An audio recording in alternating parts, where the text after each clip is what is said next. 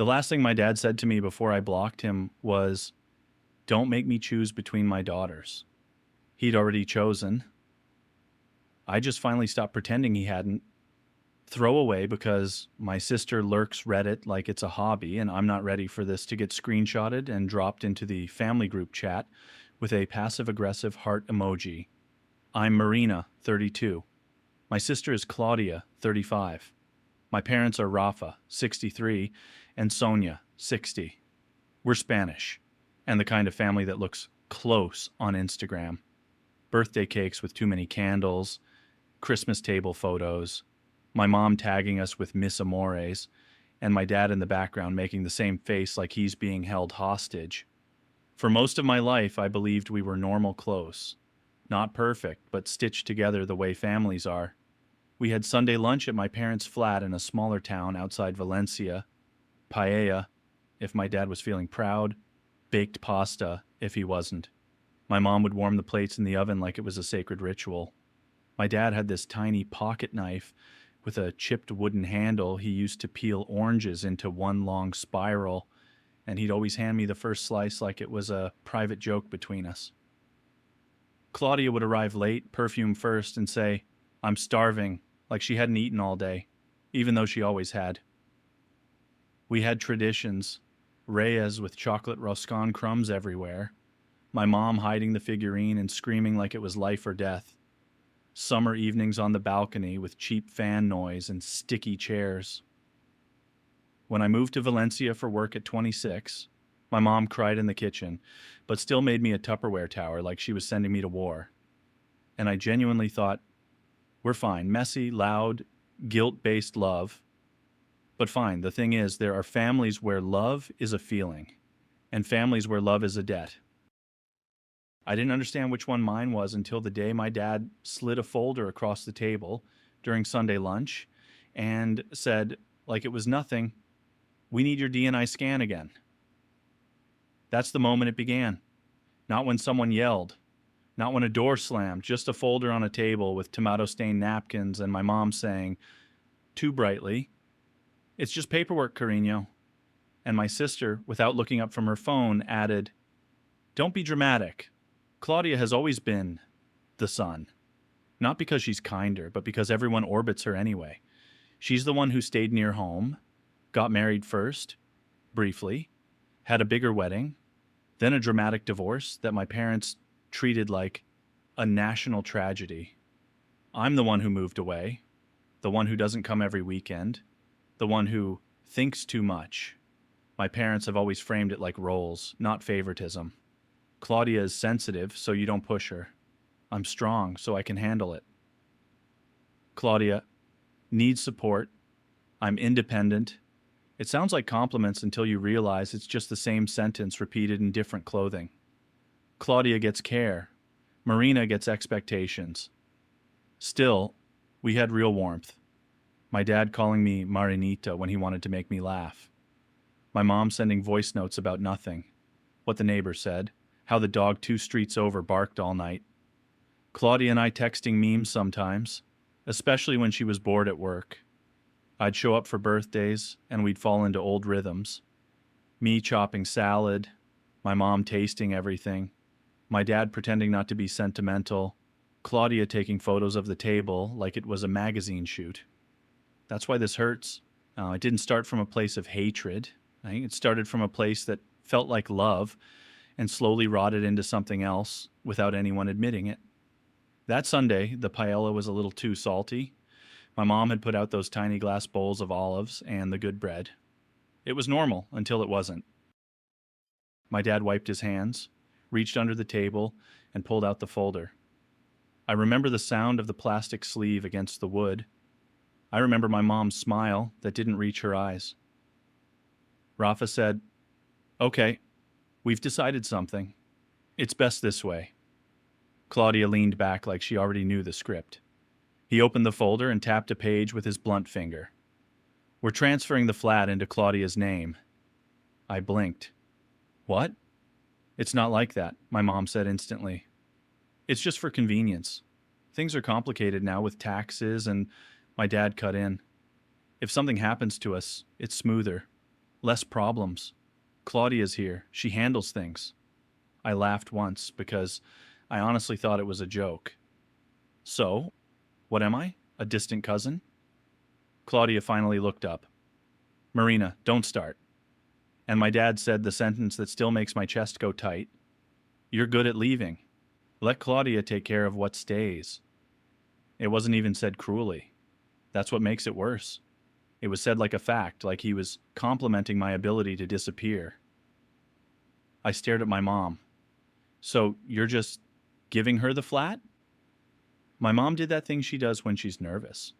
She rubs her thumb over her wedding ring, back and forth, back and forth.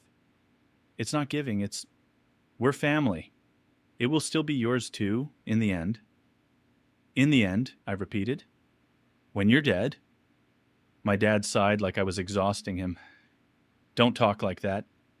Claudia sighed louder. God. Then my dad slid another paper forward. And we need you to help with a loan. I felt my stomach drop before he even finished. A loan for what? I asked. Renovations, my mom said quickly. The upstairs space, we want to make it livable. Maybe later you can use it when you come. Claudia snorted. She comes twice a year. My dad shot her a warning look that was almost affectionate. Then he looked at me. We just need you to co-sign. You have stable work. Good credit. I put my fork down. Why can't Claudia co-sign? There was a tiny pause. A blink too long. Claudia said, because I already have things in my name. My mom. It's just easier. My dad. It's family. We help each other. And there it was. The shift. Love turned into a bill. I said, no. Not loudly, just no. My mom's smile collapsed like wet paper. Marina. My dad's voice went cold. Don't be selfish. Claudia muttered, unbelievable. And the rest of the lunch was this awful pantomime of normal. My mom kept offering food I didn't want. My dad peeled oranges with that pocket knife, the spiral breaking halfway because his hands were shaking. Claudia scrolled on her phone and acted bored, but I could see the corner of her mouth tightened like she was angry I'd ruined something she'd already planned to win. When I left, my mom hugged me too long and whispered, please don't make this ugly. I didn't answer because I didn't know yet that ugly was already happening. I just hadn't agreed to play my part. That week, the family WhatsApp group went from memes to warfare in slow motion. The group is called Familia, my mom's doing. It's my parents, me, Claudia, and Claudia's boyfriend at the time, Danny, who barely spoke except to send thumbs up emojis. Monday, my mom. Mamá, buenos días mis amores. Mamá, Marina, cuando puedas mándame el scan del DNI otra vez, ¿vale? Para lo del banco. I didn't reply immediately because I was at work, staring at my screen and feeling like someone had put a hand around my throat. An hour later, Claudia, es solo un scan. No es un riñón. She capitalizes like that when she's being smug. It's her version of a smirk. I texted her privately. Why is everything suddenly in your name? She replied, because I'm the one who actually does things for them. I said, I send money when they ask. She said, exactly. Money, not time. That would have cut less if it wasn't partly true. I don't go home every weekend. I've built a life in the city. I've chosen distance because closeness with them has always felt like suffocating. Still, that doesn't mean I deserve to be financially used. 2 days later, my dad called me. I was walking back from the metro and I answered on speaker because my hands were full. He didn't say hello. He said, what's this attitude? I stopped on the sidewalk. What attitude? This refusing to help? Making your mother cry? I laughed, sharp. Dad, you're asking me to co-sign debt while giving Claudia the flat. It's not giving, it's paperwork. It's ownership. It's family, he snapped. You think everything is a contract? Not everything is about you protecting yourself? I could hear my mom in the background saying, Rafa, calm down. Like she always does, like she's talking to a dog that might bite. My dad lowered his voice. We've done everything for you. And there it was again. The bill. I said quietly, "Then why does it feel like you're doing this to me?" He exhaled, long and disappointed, like I'd failed a test. "Claudia has sacrificed. You don't understand." I hung up and my hands were shaking so hard I had to sit on a low wall next to a bakery and pretend I was scrolling my phone while my heart hammered like I'd been chased. That night, I couldn't sleep. I kept replaying the pause when I asked why Claudia couldn't co-sign. It wasn't just that she already had things in her name. It was the way my parents wouldn't meet my eyes. So I did something I'm not proud of. I logged into an old email account where I knew my mom sometimes forwarded documents for safekeeping. My parents are chaotic with paperwork, and I've cleaned up their messes before. Scanning forms, setting up online banking, canceling subscriptions they didn't understand. I still had access because my mom never changes passwords. In that inbox, I found a thread from 6 months earlier, a bank confirmation for a personal loan application. My name was on it, not as co-signer, as the borrower. My throat went icy. I clicked the PDF. It had my DNI number, my address from 2 apartments ago, and a digital signature that looked like mine if you squinted. I didn't even realize I was crying until the screen blurred. I called the bank the next morning and asked for information. They told me politely that they couldn't discuss details without verification, and when I verified, the woman's tone shifted into that calm, professional caution. That means this is real. There was a loan in my name, taken out months ago. Payments had been made, inconsistently. I felt nauseous, like my body couldn't decide if it wanted to faint or vomit. I called my mom first because I wanted it to be a misunderstanding. I wanted some stupid explanation like, "We clicked the wrong thing." She answered with a cheerful fake voice. "Hola, cariño." I didn't say hi. I said, "There's a loan in my name."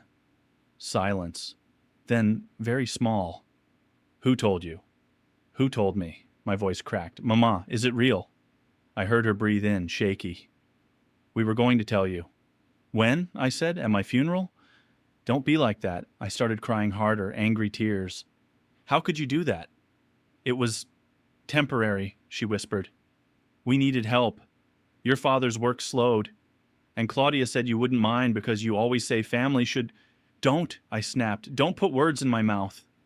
She sobbed then, and for a second I almost folded, because my mom crying has been my weakness my whole life.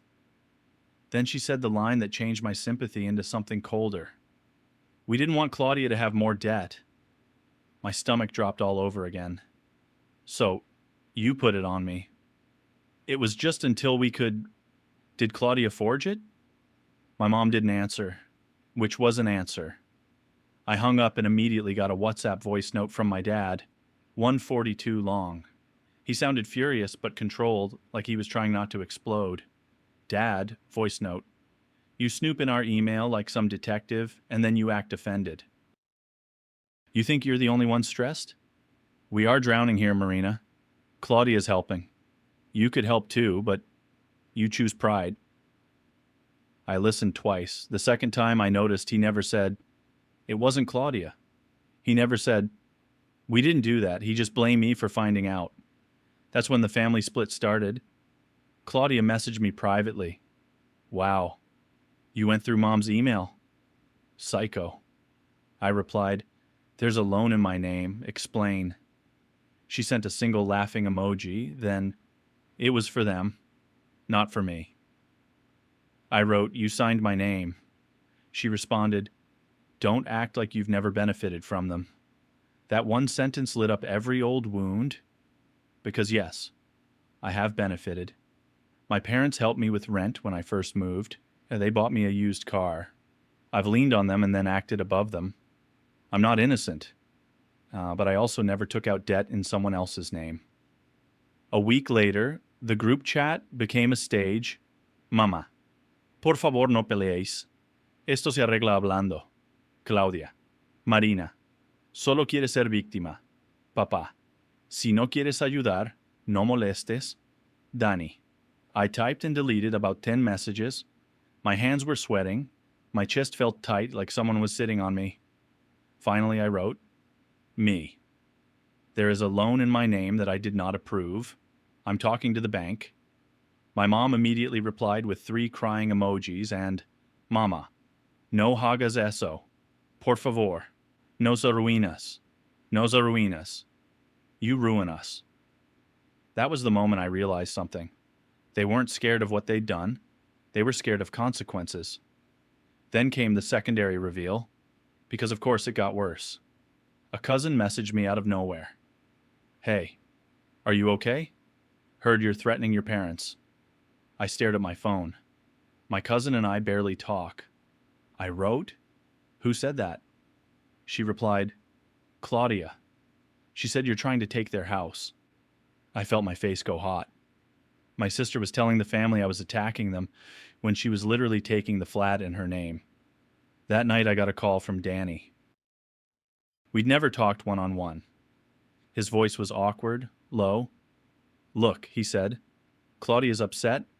She says you're trying to destroy the family. I laughed, bitter. Is that what she says? She says you don't understand how much she does, and that the loan was only because your parents were desperate. And she didn't want debt in her name, I said. Silence. He exhaled. She told you that? So it's true.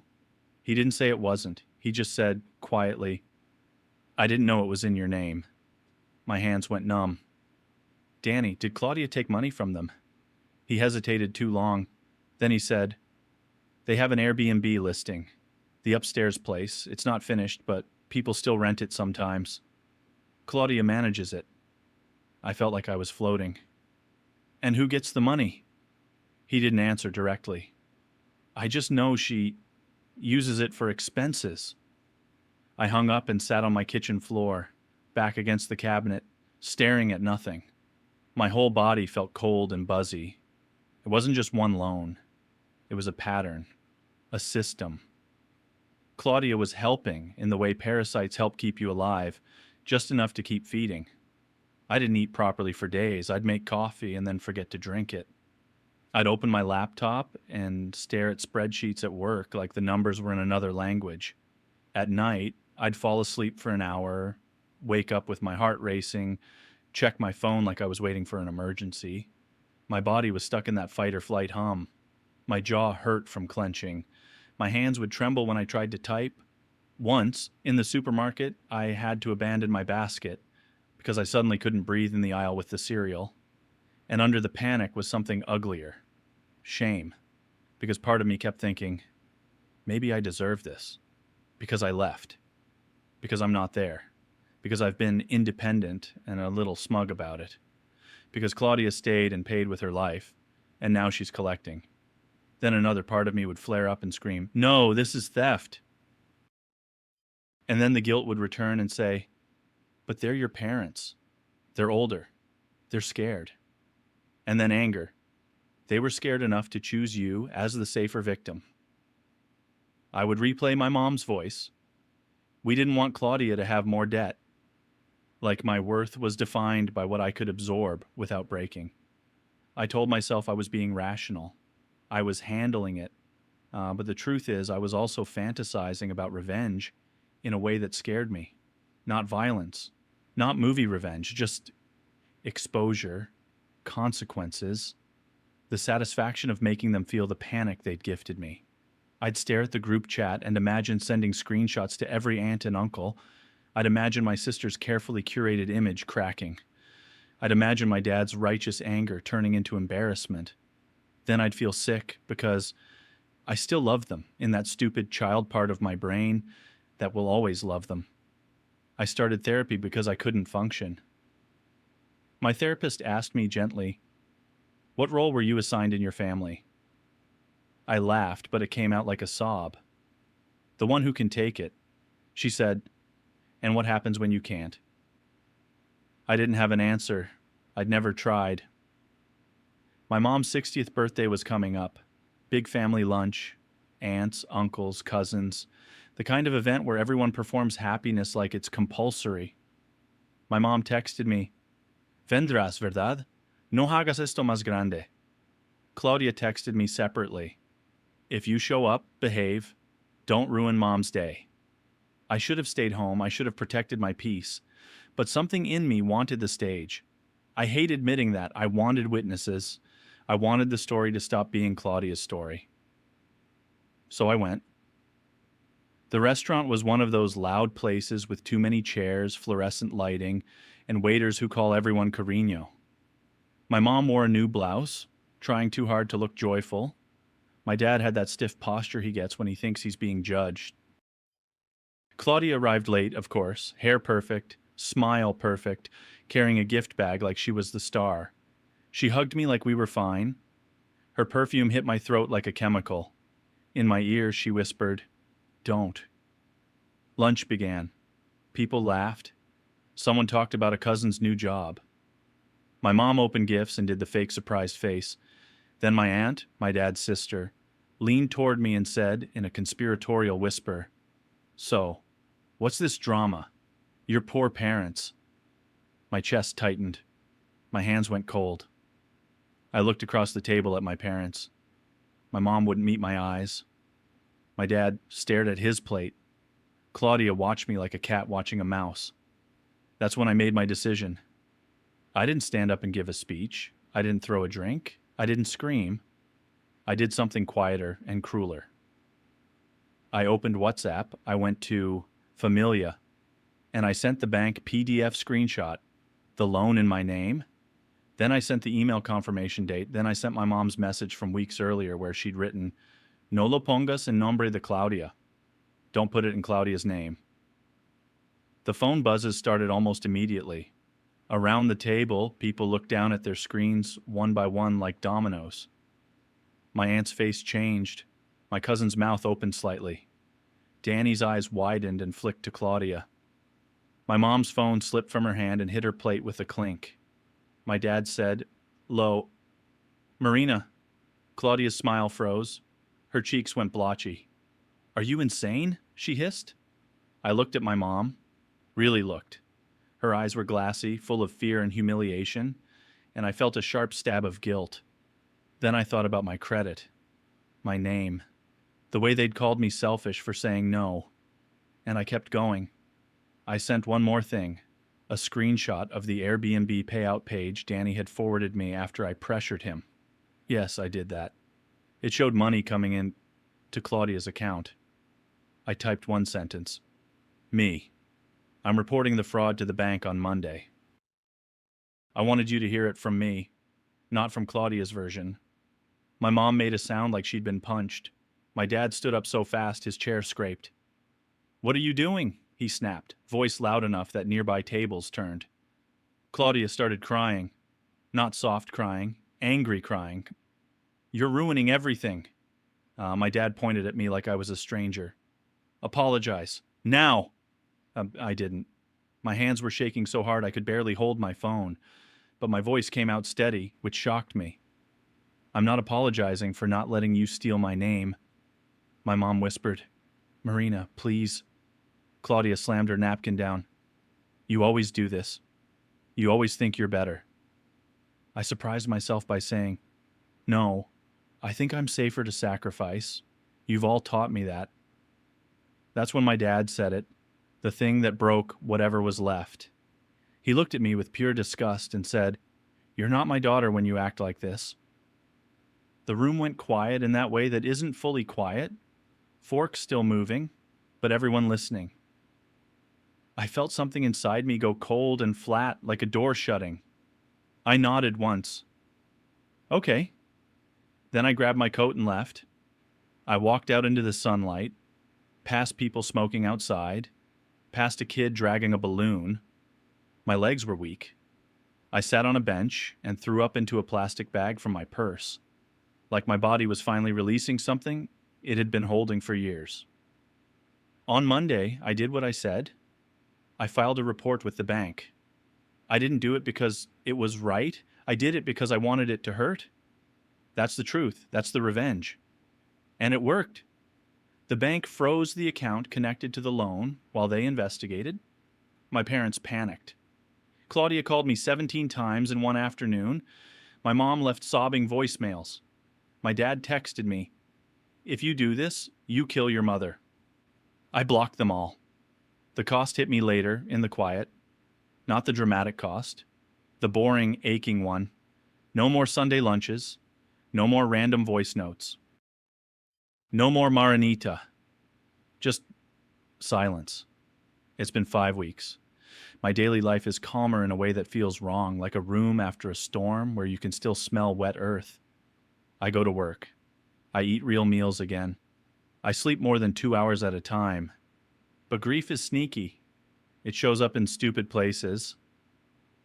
In the supermarket, when I see oranges and I remember my dad's pocket knife spiral.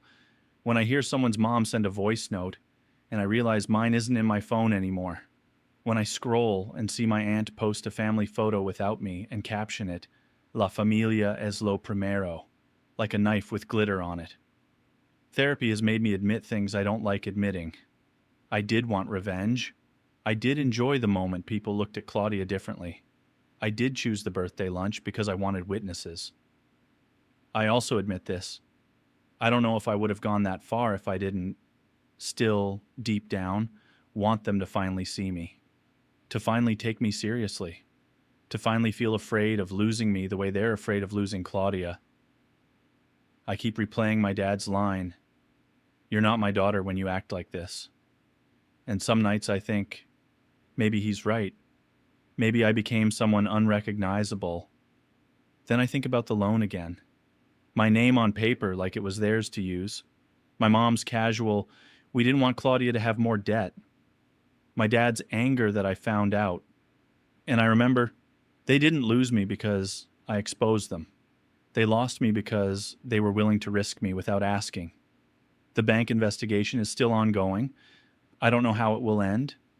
I do know my credit is slowly being repaired, but my family isn't. Sometimes I wonder if I took it too far. If I could have handled it privately. If I could have spared my mom the humiliation. And then I remember she spared me nothing. I used to think family love was something you could earn by being good enough, patient enough, forgiving enough, quiet enough. Like if I just swallowed enough pain, I'd eventually be chosen. Now I'm learning the uglier truth. In some families, being strong is just permission for people to hurt you without feeling guilty. I don't miss the fights as much as I miss the illusion. I miss believing I had a place at that table. Did I take it too far? Because the revenge worked, but the quiet afterward feels like sitting in a room that used to be home, realizing it was only ever mine, as long as I didn't make trouble. And I did. The last orange my dad ever peeled for me is still the one I taste in my mouth when the phone stays silent.